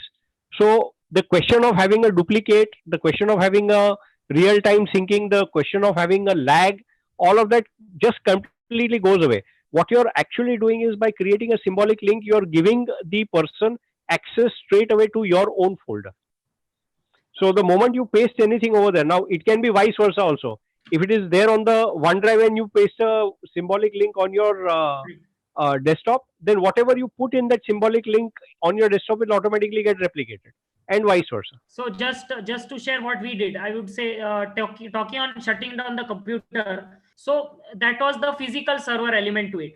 If I am on the cloud, what would happen is, as long as my server is say turned off, but the portal is always there. So any changes which are there done on the portal, once I open that server, for example, or I start that server, it automatically syncs with that file link. The file link will direct it to that D drive or the S drive and will create those changes on our file server. So what would happen is, if I have that symbolic link created for a folder A, any changes that I do either on the physical file folder there at the server or on the cloud, it automatically gets synced. It will give, so if two people are doing something on the same file, one is on the physical file server and one is doing on the cloud, it will come up with a conflict telling that it is not syncing. Please choose the correct file, and then it will replace it at both ends. So in that sense, it is quite robust and it tracks all these progress. If you rename a certain folder also, since we are doing a symbolic link, it continues. If you change the symbolic link to a hard link, something known as a hard link, it loses its purpose. So that is why I would advise that if you are trying this workaround, you try using the symbolic link concept. We'll go ahead. I think we have about 30 odd minutes and we are yet to talk on the collaboration aspect. So should we move on to Teams? Umang, you can continue with your presentation and we can have another session. We don't want you to hurry up. We can surely can okay. Request you to take another session maybe on Tuesday or Thursday. Okay. I don't mind. That's my yeah. privilege. Just a couple of questions I think I just received. How to ensure basically that the past employee does not get access to the data? So I think that's the question. I think Mr. Ajit Thakkar. Basically, like we were talking on the security feature, the user features, as soon as you remove that user, you remove his email ID or you remove that user from that path, he will not be able to access that file at all.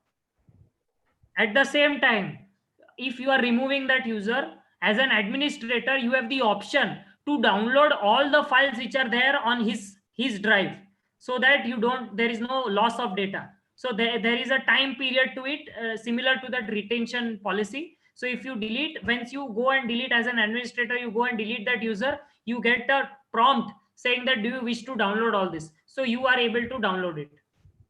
I hope I was able to address that concern. There is one more. Can we create symbolic link of entire folder or every file? You can create for entire folder. I have been doing for the entire folder only. So all subfolders that I want, I may not want all folders. So or I create a folder and in that folder I keep everything and then I create that symbolic link for the folder. You can create it for specific file or all entire folder also.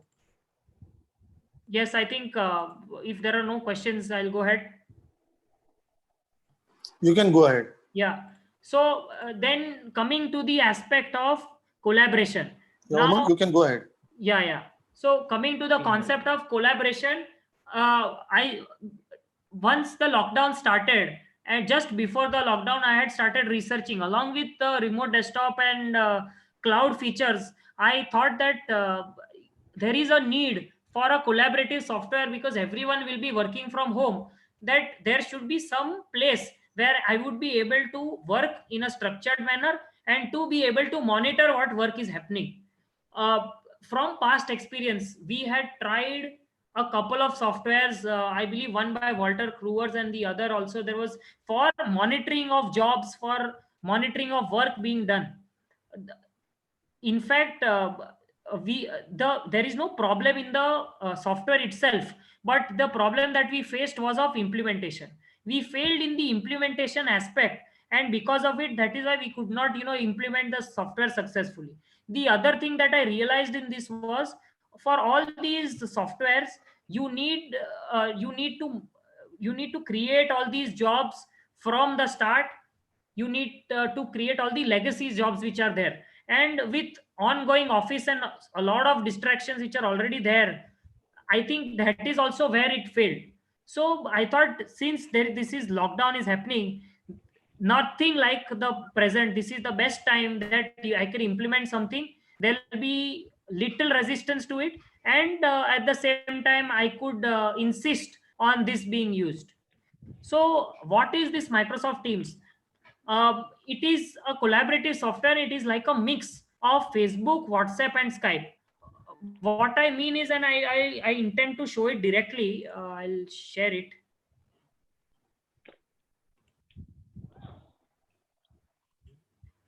So if you can see, this is my Microsoft Teams window. This is actually the my physical live tenant. On the left, you can see that this is Teams.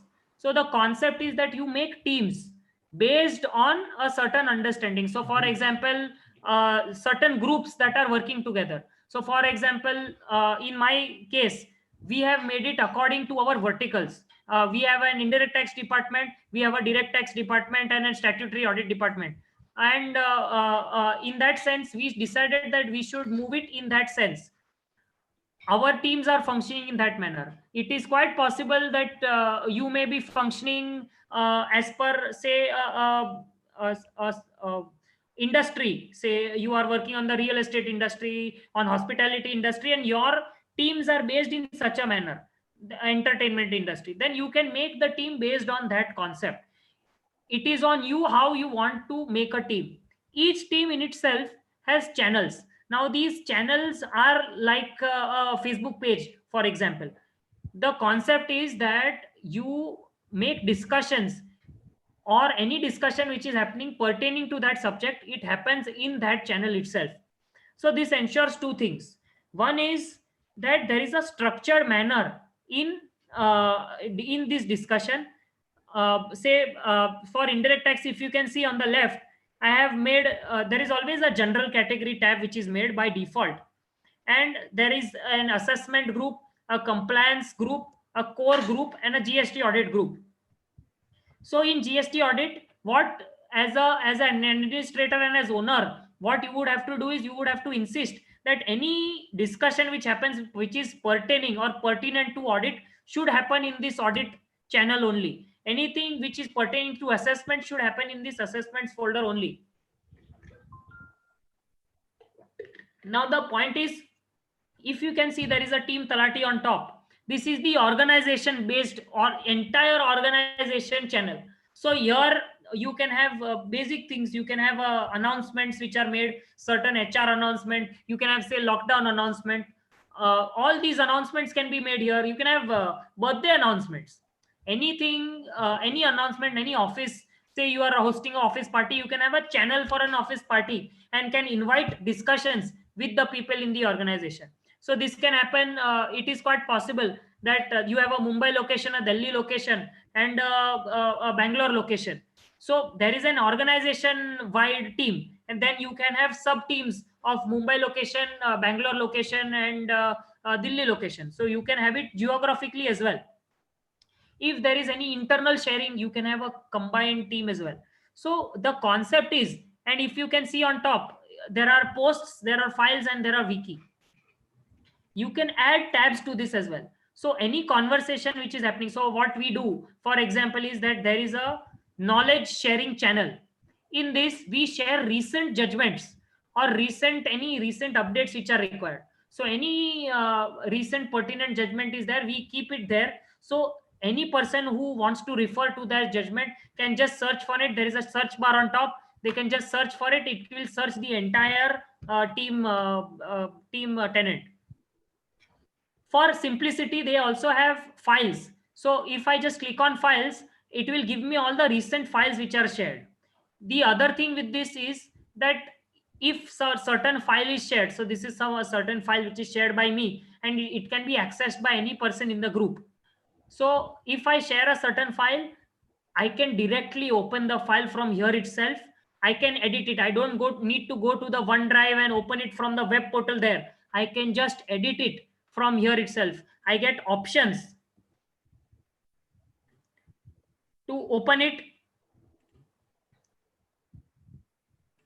I get options to open it Word online, open it on the Word desktop application, or just edit it in Teams. Similarly for Excel, similarly for PowerPoint.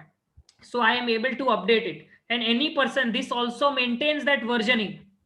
Everything, this backend is stored on SharePoint. So there is a versioning to it, and all the versions of these files can be accessed. So any posts can be done. You can have you can start a meeting directly from here. I will talk on meetings separately.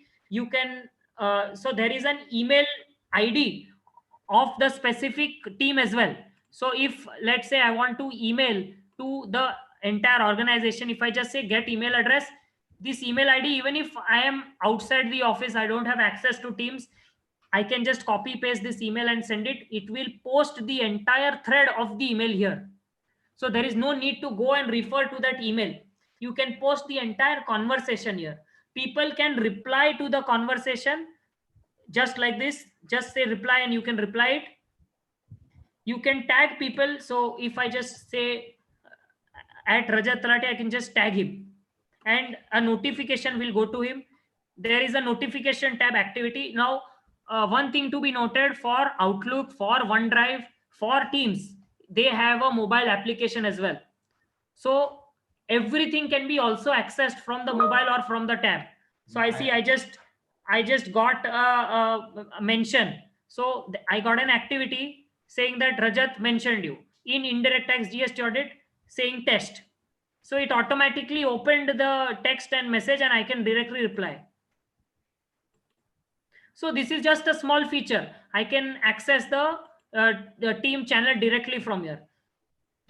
Now, the other good thing is a lot of us, a lot of employees or a lot of team members leave the organization, or new people are added to the organization. What we can do is, say, for example, if certain person is just added to the organization, I can give him access to a particular channel from its start from today. So I have the option. So if there is a particular project which is going on or certain audit which is going on, I can just give him access to the entire conversation from the inception of that audit. So he is up to date. You don't need, he can just go through it and he is up to date on what is the status of the update and just pick it up from there. So that is a very unique and good feature which they have thought of.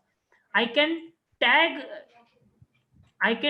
certain files to it. So for example, if in returns, I have a return status sheet, for example, I just tag that specific Excel file on top, then everyone can just click on that on top. So I have a planner on top here. So if I just click on those on that tab itself, I can just access the tab directly. 1 second. So this is a little on the Teams aspect to it. I will get to the chat aspect to it. I'll just go to the PowerPoint. I think I touched on all of this. I'll go to the next. So now they have a chat feature like WhatsApp. You can also have group texts in it.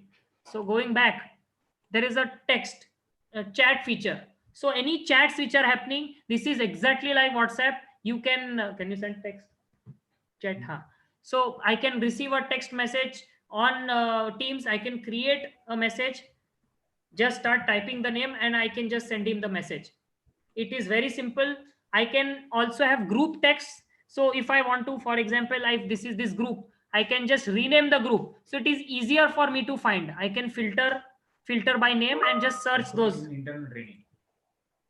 So this TCO internal training, this is our group which happens.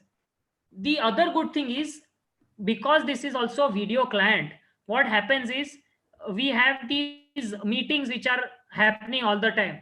So if any conversation which happens during the meeting, there is a conversation thread which happens, there is a chat element to it. I don't know. Take it up. That's fine. That's fine. Oh, you want me to? Okay. Yeah. So this is the chat window. So any conversation which happens during the meeting, it automatically creates a chat with all the participants in the chat, so that they have access to what happened, already happened. You can give access to external users or guest access to specific people from outside the organization. Now, for example, you are there is an audit which is going on, and you are continuously coordinating with the finance team. So what you can do is you can give them temporary guest access or external access to a particular channel or to a particular chat window or to a particular OneDrive location, like Shalin Bhai was saying, where you can exchange notes, you can exchange conversation, and you can also exchange files. So it becomes smooth and it becomes very seamless. So there can be a policy where so for example, what happens is the clients, they have a security in place that you are not allowed to use the pen drive in that office premises. So you can use something like this if it is allowed, and they can start sharing the data with you. It is, you can set a time limit to the share. So you can allow them sharing for a certain period of time. You can stop giving them access after certain time, or you can just say, tomorrow I just don't want them to get access, I just go to my admin portal and disallow the access to them. So that is quite a unique feature. So with certain vendors or with certain clients that you have, if there is a continuous project which is happening, say a due diligence which is happening, and there is continuous flow of information which is happening between three parties, the sellers and the buyers team, you can just create a team there and get collaborating.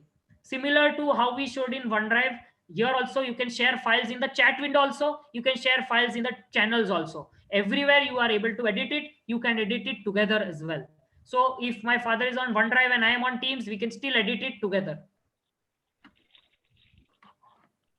If there are any questions before I go to the video part of it. So I think just I wanted to add to whatever you said so far. Yeah. When we are looking at Teams, the reason why people adopt a software like Teams is, number one, most importantly, collaborating with people. Today, our mode of communication, in fact, I can take a step several years back. In the past, our mode of communication was only a landline telephone. Thereafter, we got email communication. Thereafter, we got mobile communication, where we had SMSs, and later on the BBM Messenger, and then we have softwares like WhatsApp, Telegram, and the others. Now, over the years, what has happened is that the mode of communication moved from either pure voice or either pure text to rich text, and then you had options such as audio, video, and then document sharing. WhatsApp itself has started document sharing, video calling, and all that only in the last couple of years, and people have been adopting to it like fish to water. I can say that with a little bit of pride that my uncle, who is today 87 years old and in good health, uh, he always used to pester my brother. This is some 5 6 years ago. He used to pester my brother, please give me a WhatsApp number. My friend is sending me a message. And my brother used to get irritated because he would come home from work late, tired, and he would have to answer to my uncle. So one fine day, I just went out and bought a small smartphone, and I gave it to him with a touch screen. Everybody at home told me he will not be able to adapt to it. And given the fact that he even has a difficulty using a calculator. But as it happens today, uh, my uncle today watches more YouTube videos, chats more often on WhatsApp. He even does Zoom calls with his friends. So that is technology for you. Now, why I raised all this point is that in the past we have looked at communication only for letting each other know this is happening or that needs to be done, so on and so forth, for sharing information. Okay, and that kind of information used to be limited to a particular device. That is to say, you could only talk on a landline or on a cell phone. Today you have options of speaking through the WhatsApp software, using the Telegram software and the others. In the past, you had softwares like Skype and Applio and so on and so forth. Okay, you also have the option of sharing files. But what happens is that whenever you are using this thing, it is limited to one particular device. So one big limitation with WhatsApp, which most people would have realized, is that the moment you change your instrument, you have to be able to migrate your data, otherwise the entire data is gone. At any point of time you can access it only at one place. Same goes for other softwares like Telegram. When it comes to email, you need several clients like Outlook and others, or you can access it on the net when you have access to Gmail and so on and so forth. Now, each of these softwares and each of these utilities were, in a sense, if you go to see, separate islands of data. There was never a tool which was available which you could use on your phone, on your tablet, on your laptop. There was never a tool which you could simultaneously, at the same time, access it from all the three devices, have the same data, and on a near real time basis. You never had a software where you could actually coordinate with maybe 100, 200, 500, 10,000, maybe 1 lakh people simultaneously. Why I'm giving these kind of numbers is that Teams is a software where certain large organizations are using to collaborate over more than a lakh of people. I mean, you look at any, I mean, we can say that we are SMEs and we don't need to go that far, but you look at the capabilities that come into your hands. Okay, you have a software which is capable of voice, text, audio, and video. You have a software which is capable of instant messaging. You have a software which is capable of sharing data in different formats. Not only sharing, but even collaborating and working on it simultaneously. Not only that, you can add several other third party apps to it and bring in the entire experience in one single workspace. Now, what Umang is going to show is how he has actually used Teams to achieve most of whatever I've said. Yes, Umang, over to you. Yes, sir. So, like you saying about rich text, so this is something that, in fact, Samir Bhai showed me that you can have, something attractive and just pass an announcement to the entire organization level. So you can have a birthday greeting as well. It doesn't matter. See this. I am using this also to ensure that the company morale is up. Everyone feels connected in spite of everyone being at home for the past 2 months. So using Teams, like he said, it is multi. You can use it on multi devices. So when we get to the video element, while you are working on the while you're talking to people on the video, you can have there are provisions in place where you can start taking notes, you can start chatting with people while the video is on. At the same time, say you have a desktop PC at home and you don't have a camera, but you need to share your screen. What you can do is, in fact, what I have noticed is, if there is a group meeting which is scheduled and it is on, you can log in from your desktop as well as your phone, use the audio and camera of the phone, keep everything else shut off on the desktop, and still manage to share your screen. So you can ensure these technical difficulties that we faced, and we have been able to solve it in this manner. And even I was surprised that we could do it simultaneously in the same meeting, and there was no clash of or echo which occurred. Going ahead, we'll we'll get to the video conferencing element to it. You can video conference with up to 250 participants in a meeting, which I believe is more than enough.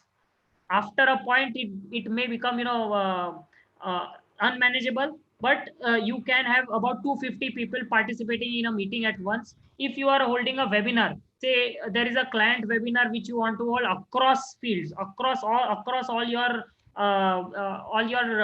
clients, you can have a webinar with where up to 10,000 people can attend at one go. So this is a very unique feature. So say when GST was introduced, a lot of offices, including ours, we did a client webinar to inform the client. So this is a way where we can also save on everyone's time, but at the same time ensure that the point is going across. We have now for video conferencing, we have personally been doing other than team meetings. We are keeping team meetings every day. In the morning we have a team meeting to update ourselves on what work we are going to do, what work we did yesterday, as well as to see each other. We try to keep the video on, so that unless there is some technical difficulty with the internet connection, so that we can see each other's faces, and it feels like we are talking to each other. We have personally been doing client meetings. It works seamlessly. You can set up a meeting directly from Teams, from Outlook. So from Outlook, what I have faced is I don't know if I'll be able to show it, that in a message thread. I'll try 1 second. You can just reply all by meeting and just set it as a Teams meeting. So this is live data. I would okay. So this is fine. This is okay. So I can just reply to this. This is some other. This is the analytics aspect to it when we get to it. But okay, waiting for the email to open.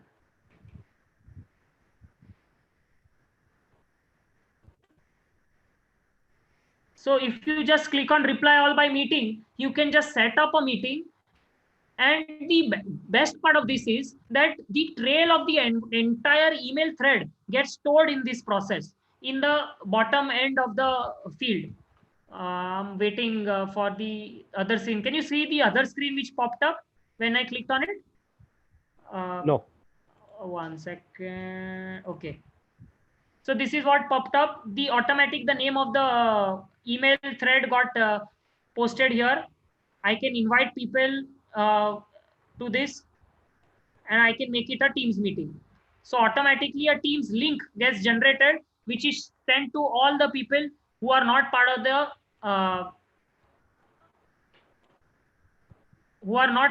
the organization. I think the sharing closed. So I can just send them a invite. They can select it. If they are joining from the web, from the say Google Chrome or Internet Explorer or something, they just have to continue using the web app, and they don't need to install anything. So for Zoom, if you're using on the web, on the desktop computer, you need to download an application. But for Teams, you don't need to download an application. However, if you're joining from the mobile phone, then you can just they will have to download an application. I believe more than 9-10 people have raised their hands. I don't know. So we were taking a vote on whether we should extend the session. I did warn you day before yesterday that I doubt you'll be able to cover it in 2 hours. Yes. No, so I would very much like you to do a little bit of a demo on the video and the audio conferencing. Okay. First, I would like the participants to actually suggest, would you like to continue for the next half an hour and try and cover up everything as much as we can, or would you prefer another session wherein we have a little bit more comprehensive presentation on the Teams front? Because I think what Umang has done so far is that he's just scratched the surface, and I think there is a lot more that you can gain from what he has to share. I can be candid enough to say that part of the reason why Umang was requested to do this presentation is that when I heard how he had done the implementation and what he has managed to achieve was something that I found to be very, very impressive. I was very, very glad to see that he has managed to do it for his organization, and I thought his experience was invaluable and which he could share it with others. This is something coming from youngster. This is coming from somebody who has taken an initiative on his own and achieved so much. I can tell you it's not an easy thing, but it's a great thing to be done. So, Thank you for kind words. Thank you. I think Samir, we will have another session. Let him continue with the teams and in detail, so all the participants will get benefited. Okay, because otherwise it will be very so hurried. can we take another 15 minutes at least, finish a little bit of it, then at least I don't know. So in terms of slides, I have probably 5 or more slides, but I would like to demonstrate certain tasks aspect to it, how we can manage work and monitor work. sure. So I think the next time we'll keep as a virtual demo. What do you say, Kamlesh? So I think Umang, you can cover all this in the next session. So everybody is interested in having a in detail about this team.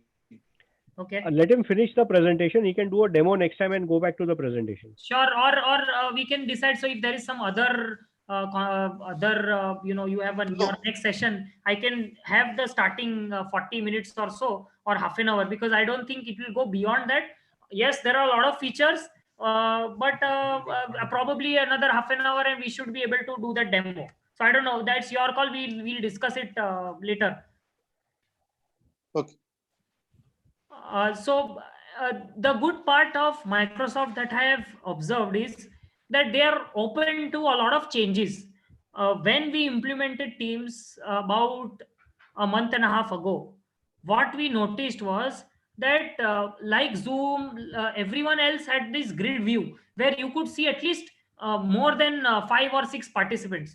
But Teams, they had this view that only 4 people, who are the people who are talking or initially conversing, would only be shown on the screen.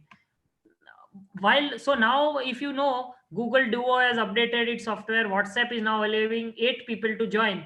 So even Teams updated it. There was a poll. So in Microsoft, they are very open to these changes. And if you request a feature, and if enough people also agree to it, they add it to the software. So recently, and this is just 4 days ago, they are now, there is a grid view. I will like to share the grid view. 1 second.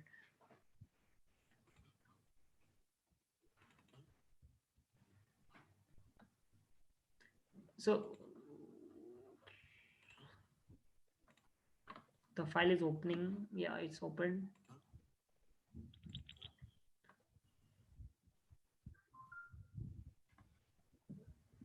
Yeah, so this is the actual grid view. This is our morning team meeting, where we can see about 9 people on the tab directly. So this they recently added the raise hand feature, which was there for almost all the webinar software out there, including Zoom, but was not there part of this. It was there in their webinar front, but not there in the video meeting front. So they added this feature. While this meeting, say any meeting is going on, I can simultaneously have meeting notes, which can be made from within the chat itself, and this gets saved as a chat window as part of the chat window. So I'll just show.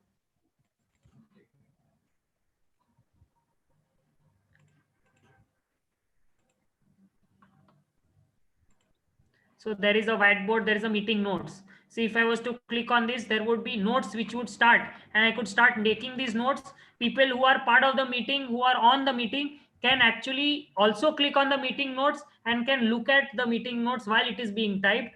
And at the same time, they can also edit certain features. So simultaneously, you are able to have minutes of the meeting or notes which are needed for the meeting.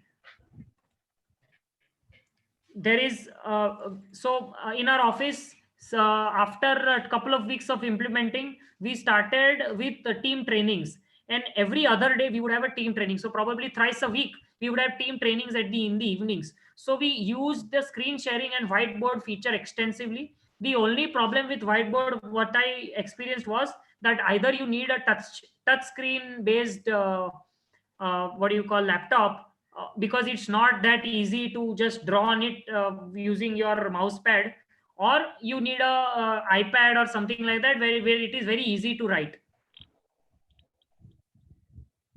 there is an additional feature, which there is an additional subscription cost to it, where you can have outbound local calls or international calls. So, or you can have a call-in number. So if there is a meeting which is going on, you can just give out that conference number, and any person from anywhere in the world can join.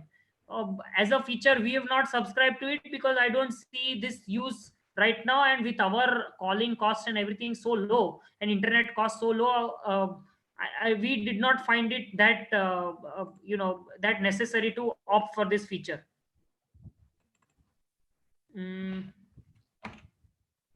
One thing about when I missed about channels was that you can have a private channel and a public channel in the channel itself. So let's say in this indirect tax, you can see the lock next to assessments. So I have within the team itself, there are certain elements or certain discussions which should only be happening with certain say top management, or say my managers only, and not with the entire team. Say it could be of revenue collection, just an example. So within the team itself, I can have a private channel where those discussions could happen. So any person, since I am admin, I have access to all these, and I am also part of these groups. But if I was not, I would not see assessment and notice and core team if I was just another member in the team. So I would not get access to this. Only people who are added in these private channels can get access to these private channels. Another thing is, there is a quick files tab here. So, and this is like your recent folder in the desktop browser. You can access to all the files. This includes the OneDrive file. So any OneDrive file that I was accessing can be accessed herein. If I just click on Microsoft Teams, only the files which are shared in Teams will crop up. And I can keep on adding cloud storages. So here, in fact, I can add a Google Drive storage, and it can be easily accessed. In that sense, Teams is quite open, which so there is the add cloud storage. So any other subscription which are even not Microsoft, you can add it. So in fact, you can add a Zoom tab to your team, to your specific channel, and you can have Zoom meetings from within Teams as well. So if you can see, there is a Zoom communication app. So like these, there are a lot of timekeeping app or Trello for project management, where you can use these applications from within Teams itself without going outside Teams, and try to ensure working around.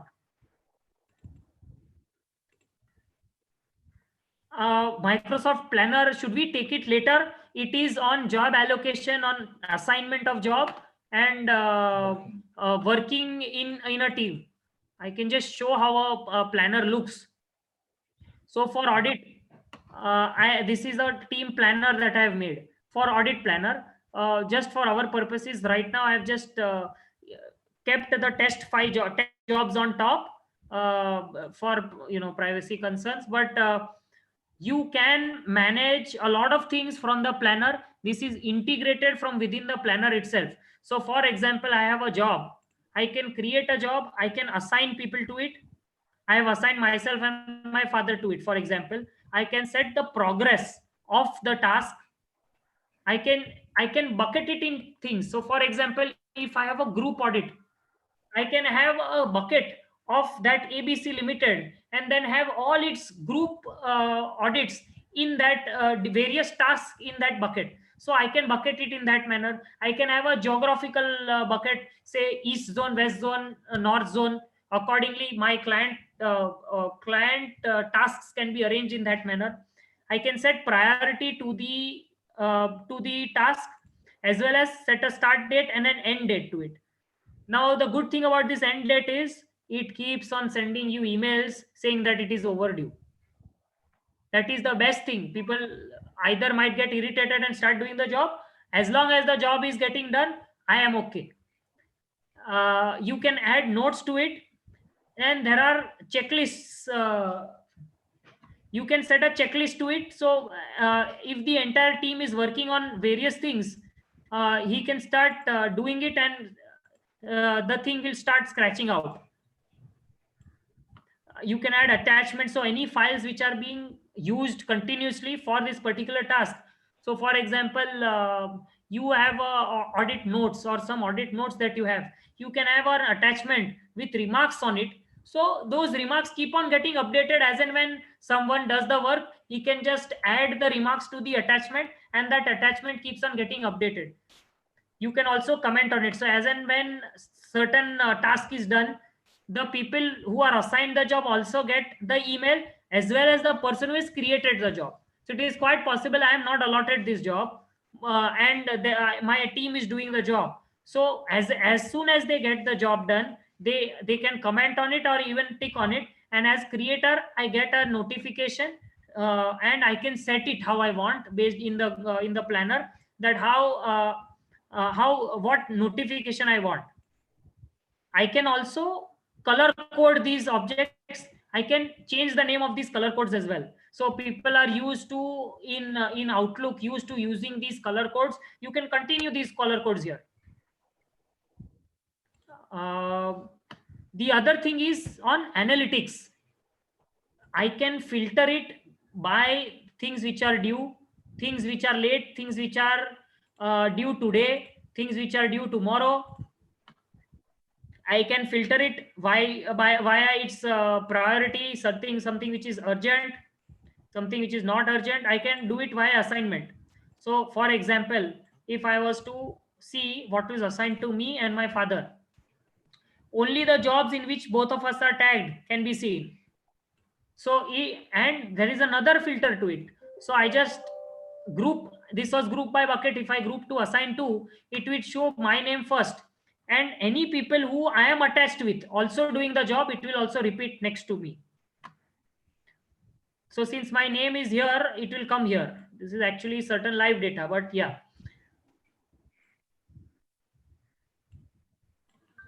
So there would be certain amount of time which you would take for making these jobs, but you can also bucket it, what is not started, what is in progress, what is already completed. You can do it via due date, via the color coded labels and priority. So this is due tomorrow, this is due next week, this is what on which I have not given a date. So there are charts as well. So these charts, if since the filter is on, it is giving me only mine and my father's. If I clear the filter, it will show me that there are 26 tasks which are left, 5 which are not started, 5 which are in progress, and 16 which are late. Only one of it which is completed. So through this I can look at these analytics, and it will help me. I can also see, this will help me to monitor which person is relatively free, and I can start assigning jobs to them. So in a way, this will help me to also go through it. These red things also indicate that this person is late, and with the number involved, you can also talk to them and reconsider a date.